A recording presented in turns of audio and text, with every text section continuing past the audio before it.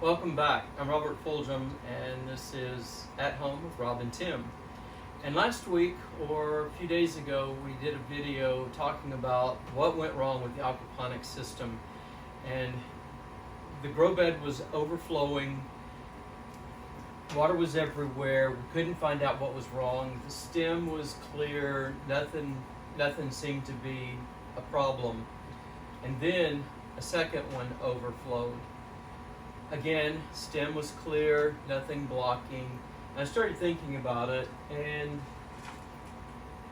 I don't know if you can see it, these are wet, so I don't want to pull it out very much, but we had the socks around, these sleeves around the shrouds, and the idea was to keep some of the smaller pebbles from going down the shroud in the pre-drilled holes, because the holes are kind of big and there are some pebbles that are small enough to go down.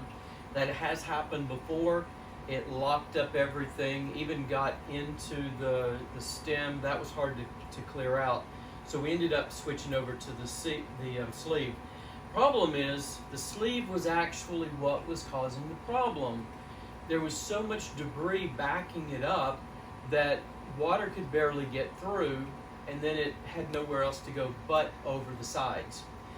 So I knew I had to get rid of that and had to find some other solutions. So what we ended up doing was taking out the sleeve, cutting more slits into the shroud to allow more water to get through. And you may or may not be able to see these. This one does not have any, mainly because these were all cut right at the water line, and there's some on the back.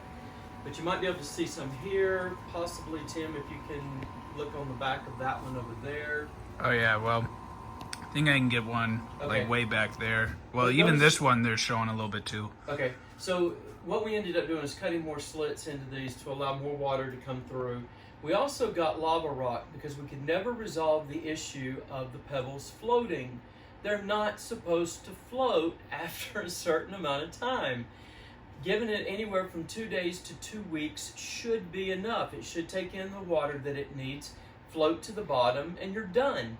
Not these. I don't recommend them. But what we did do is we've got a layer of the pebbles on the bottom. We came back with lava rock, put that as a next level to help hold those down. We put lava rock around the larger holes on the outer shroud to block, and then we came back in with more pebbles on top. It seems that has resolved the floating issue. I haven't seen, we've turned the system off for right now so that you can actually hear me, because I had to go back to the previous drain system where it came down over and then shot into the tub, excuse me, because the tube going straight down would not allow the siphon to break at all, and the water just was continuously coming down and exiting. So we were having some problems with that. So I've turned off the system, but everything is working now the way it should work. We're going to come back. I've got to get some more plants in here. One thing that I am excited about, we had some basil cuttings that we were able to get to root. Is that in this one? It's in the far one over here, but they're small. If you can get to them. Yeah, I'm gonna walk over here because maybe. Well, yeah, there's the lava rocks. Well, let me get my big hand out of the way. There was what Rob was talking about earlier. Is it this guy or this guy, Rob? The small one. This guy, close to me, the one that's like further down? Yeah. Okay. That's sweet basil, and all I did was I cut it, I stuck it in, let it go, it rooted. There's actually 2 of them over there. Now there were some other cuttings, but was not able to get them to root, and I think some of that had to do with just the problems we were having with the pebbles and the overflowing and stuff like that. There were some other plants that we ended up throwing away. The constant water in here was just not working for them. And I think that's also what's causing a little bit of issue with even the mint. Mint loves water and it should be fine, but it just wasn't looking really good. The Greek oregano that we have in, I'm going to end up cutting that back and letting it start over, but we need to get some more. Is that in here? There's some right here too, Tim. All right, let me get Yeah, all of that right there. Oh, that there we smaller go. stuff is Greek oregano. Here's the other basil that's Boom. going.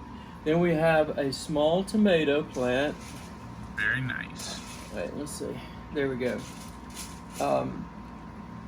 This one, and I just replanted these, so that's why they're kind of messing up here. This was a very small one that I think we found it in another grow bag, just growing there, and I said, well, let me just see what would happen. And here it is. It loves it over here. It was putting out new roots, so that's encouraging.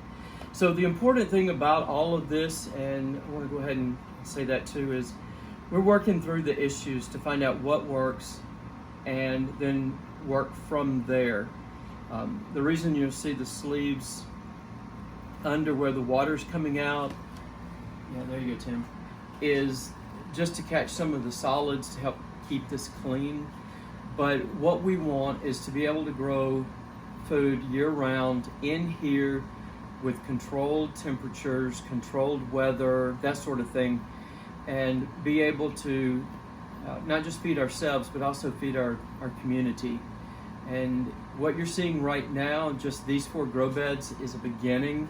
It's not at all what we're going to end up with. We've got expansion in mind, and so we're working on that. We just believe that God's blessed us, and we want to be a blessing to others, and we know that by helping feed them, that's one way that we can meet a need. That is all for today. If you do have any questions about this video, about what we've done with this setup, comment below. We appreciate it. Have a good day.